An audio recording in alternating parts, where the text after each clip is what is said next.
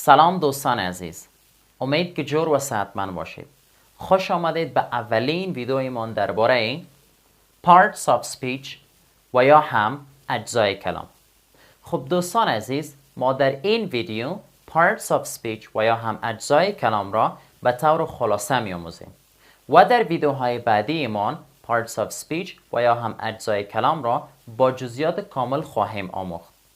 پس بیاییم که بدانیم parts of speech و یا هم اجزای کلام در لسان انگلیسی چیست. Parts of speech، اجزای کلام. They describe how a word is used in a sentence.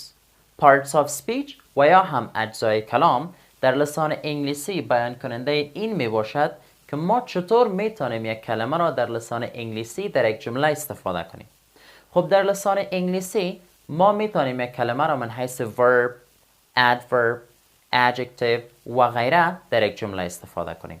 به طور مثال He is a very good boy. خب در این مثال he یک pronoun یا ضمیر می باشد. is یک verb یا فعل می باشد. a یک article یا حرف تعریف می باشد. very یک adverb یا یک قید می باشد. good یک adjective یا یک صفت می باشد. boy یک noun یا یک اسم می باشد. پس زمانی که میگیم pronoun، verb، article، adverb، adjective، noun، etc. اینها را در لسان انگلیسی به نام parts of speech و یا هم اجزای کلام یاد میکنن و اینا نشان دهنده این هستند که ما چطور میتونیم یک کلمه را در لسان انگلیسی در یک جمله استفاده کنیم.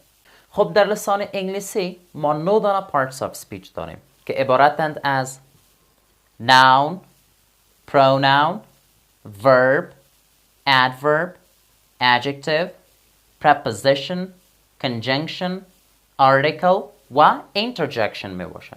خب بیایید که درباره اولین جزء کلام یا درباره اولین part of speech صحبت کنیم که عبارتند از noun و یا هم اسم. خب اولین part of speech یا هم جزء کلام در لسان انگلیسی noun یا اسم می باشد. noun یا اسم چیست؟ noun is a person, place or thing. در لسان انگلیسی noun یا اسم نام شخص، مکان و یا هم یک شی می باشد. پس نامهای اشیا، مکانها و اشخاص در لسان انگلیسی به نام noun یا اسم یاد میشن. به طور مثال person، علی، لوسی و جان. زمانی که میگیم علی، لوسی، جان و غیره اینا در لسان انگلیسی به نام noun یا اسم یاد میشن چون اینها نامهای اشخاص هستند. یا هم place، class، نیویورک، افغانستان etc. یا هم زمانی که میگیم class، نیویورک، افغانستان و غیره اینا هم اسمهای مکانها هستند در لسان انگلیسی و به نام noun یا هم اسم یاد میشن. یا thing، شی. به طور مثال pen، marker، book و غیره. اینا تمامشون اسمهای اشیا هستند در لسان انگلیسی و اینا را همچنان در لسان انگلیسی noun یا اسم مینامند. در اینجا ما یک مثال داریم. My friend is reading a book in the class. خب در این مثال ما 3 تا اسم یا نام داریم. اولیش friend که یک شخص می باشد، دومیش book که یک شی می باشد و آخریش همچنان class که یک مکان می باشد. پس به طور خلاصه می توانیم بگوییم که اسم و یا هم نام در لسان انگلیسی میتونه نام یک شخص، میتونه نام یک شی و یا هم میتونه نام یک مکان باشد. پس بیاییم که درباره دومین part of speech یا هم جزء کلام صحبت کنیم. Part of speech number 2 و یا هم جزء کلام دوم. Pronoun، ضمیر. It is used in a state of a noun in a sentence. خب pronoun یا ضمیر در لسان انگلیسی به جای یک اسم در جمله استفاده میشه. چرا pronouns و یا هم ضمایر در لسان انگلیسی به جای اسم استفاده میشه؟ خب ما pronouns و یا هم ضمایر را به جای اسم در جملات استفاده میکنیم تا از تکرار اسم در یک جمله جلوگیری کنیم. به طور مثال خلیل is my classmate. خلیل always comes late. خب در این دو جمله ما خلیل را 2 بار تکرار کردیم. و حالا میخوایم ما از تکرار اسم جلوگیری کنیم. ما میتونیم بگوییم خلیل is my classmate. He always comes late. خب در این جمله he یک پروناون است که به جای اسم خلیل در جمله استفاده میشه و از تکرار اسم جلوگیری میکنه. بعضی از پروناون های ضمایر عام در لسان انگلیسی عبارتند از subject pronouns, object pronouns, possessive pronouns, reflexive pronouns و غیره. Subject pronouns he, she, it, I, we, you, they. اینا تمامشان در لسان انگلیسی به نام subject pronouns و یا هم ضمایر فاعلیت میشن. Object pronouns him, her, it, me, us, you, them. اینا در لسان انگلیسی به نام object pronouns و یا هم ضمایر مفعولیت میشن. Possessive pronouns his, hers, its, mine, ours, yours, theirs. اینها را در لسان انگلیسی به نام possessive pronouns و یا هم ضمایر ملکی می نامند. Reflexive pronouns himself, herself, itself, myself, ourselves, yourselves, and themselves. و اینا را در لسان انگلیسی به نام reflexive pronouns یاد میکنن. پس در لسان انگلیسی ما pronouns و یا ضمایر را به جای اسم در جملات استفاده میکنیم تا از تکرار اسم جلوگیری کنیم. خب بیایید که حالا درباره part of speech number 3 یا هم جزء کلام سوم که عبارت از adjective یا صفت می باشد صحبت کنیم. Adjective و یا هم صفت. It is used to describe nouns or pronouns. در لسان انگلیسی adjectives و یا هم صفات را استفاده می کنیم تا اسمها و ضمایر را توصیف کنیم. پس هر زمانی که می خواهید در یک جمله درباره یک ضمیر و یا هم درباره یک اسم بیشتر معلومات بتین، شما می توانید adjectives و یا هم صفات را استفاده کنید. به طور مثال He is a tall man. خب در این جمله adjective یا صفت ما tall است و اسم ما من است. پس tall adjective، man noun چی میکنه؟ describe میکنه، توصیف میکنه، درباره اسم بیشتر معلومات میده. بعضی از adjective های عام در لسان انگلیسی عبارتند از tall, short, smart, big, nice, new, old, small, handsome, intelligent, beautiful, etc. تمام اینا در لسان انگلیسی adjectives و یا هم صفات هستند و به خاطر استفاده میشن که یک اسم و یا هم یک ضمیر را در یک جمله توصیف کنند و یا هم درباره یک اسم و یا ضمیر در یک جمله بیشتر معلومات بدن. Part of speech number 4. Verb, فعل.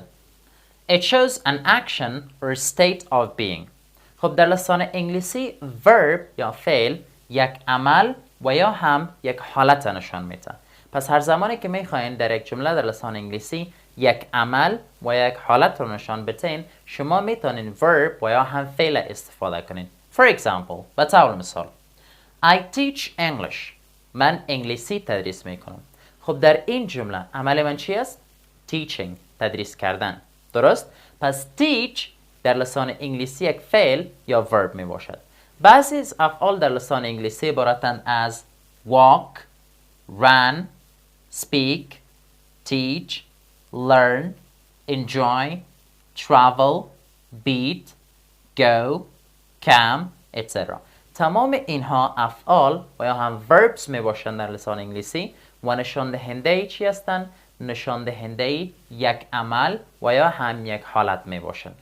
خب بیاین که حالا درباره part of speech number 5 یا هم جزء کلام پنجم صحبت کنیم. Adverb، قید. Adverbs describe a verb, an adjective, another adverb or a sentence.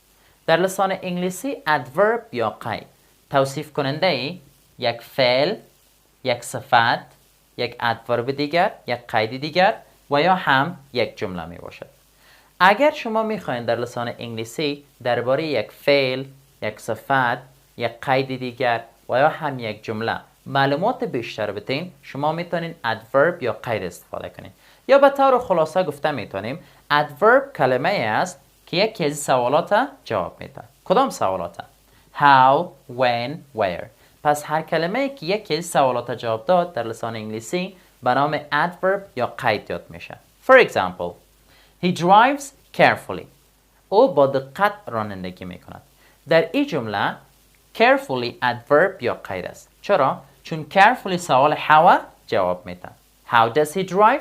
او چطور رانندگی می کند؟ He drives carefully. او با دقت رانندگی می کند. مثال دوم. He can sit there. خب در این جمله there adverb یا قید است. چرا؟ به خاطر که سوال where جواب میده. Where can he sit؟ There. او در کجا میتواند بنشیند؟ آنجا. پس there یک adverb یا قید است. We will go there tomorrow. خب در این جمله tomorrow adverb یا قید است. به خاطر چی؟ tomorrow میتونه سوال when جواب بده. We will go there tomorrow. ما آنجا فردا خواهیم رفت. When will you go there؟ tomorrow. tomorrow adverb یا قید است. پس به طور خلاصه میتونیم بگیم که adverb در لسان انگلیسی توصیف کننده یک فعل، یک صفت، یک adverb دیگر و یا هم یک جمله می باشد. خب حالا بیاییم درباره prepositions یا حروف اضافه صحبت کنیم. Prepositions they show a relationship between two people, places or things. در لسان انگلیسی prepositions یا حروف اضافه یک ارتباط بین دو شخص، دو مکان و دو شی را نشان میدهد. به طور مثال The book is on the table. خب در این جمله preposition یا حرف اضافه ما آن است و ارتباط کتاب را با میز نشان میدهد. ببین on preposition یا حرف اضافه است. The book, the table. ارتباط the book و the table نشان میده. ارتباط کتاب را با میز چی میکنه؟ نشان میده. پس prepositions یا حروف اضافه نشان دهنده ارتباط بین people, places و یا هم things می باشند. بعضی از prepositions در لسان انگلیسی عبارتند از on, at, under, in, over, next to, near, etc. Conjunctions حروف ربط. They connect words, clauses or sentences together. در لسان انگلیسی ما conjunctions و یا حروف ربط را استفاده می کنیم تا words, clauses و یا هم sentences اینا را با هم یک جا چی کنیم؟ ارتباط بدیم. با هم یک جا وصل کنیم. به طور مثال Ali is tall but Ahmad is short. خب در اینجا ما دو جمله داریم. Ali is tall, Ahmad is short. و conjunction یا حرف ربط نا but است که دو جمله را با هم چی میکنه؟ دو جمله را با هم یک جا وصل میسازن. بعضی از conjunctions یا هم حروف ربط در لسان انگلیسی عبارتند از and, but, or, neither nor, although, etc. پس در لسان انگلیسی conjunctions و یا حروف ربط استفاده میشن تا کلمات، کلاس ها و همچنان جملات با هم یک جا کنند. Articles حروف تعریف.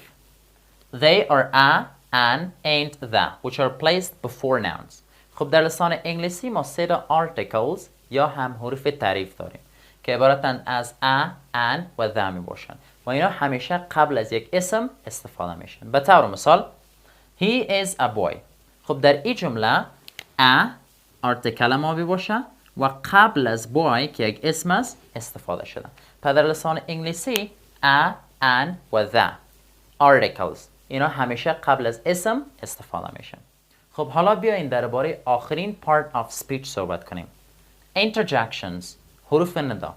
در لسان انگلیسی کلمات چون ouch, wow, oh و غیره را به نام interjections یا حروف ندا یاد میکنن که یک احساسات ناگهانی را نشان میدن. به طور مثال ouch that hurt. خب در این جمله ouch interjection یا حرف ندا می باشد. خب ما درباره تمام parts of speech و یا هم اجزای کلام صحبت کردیم.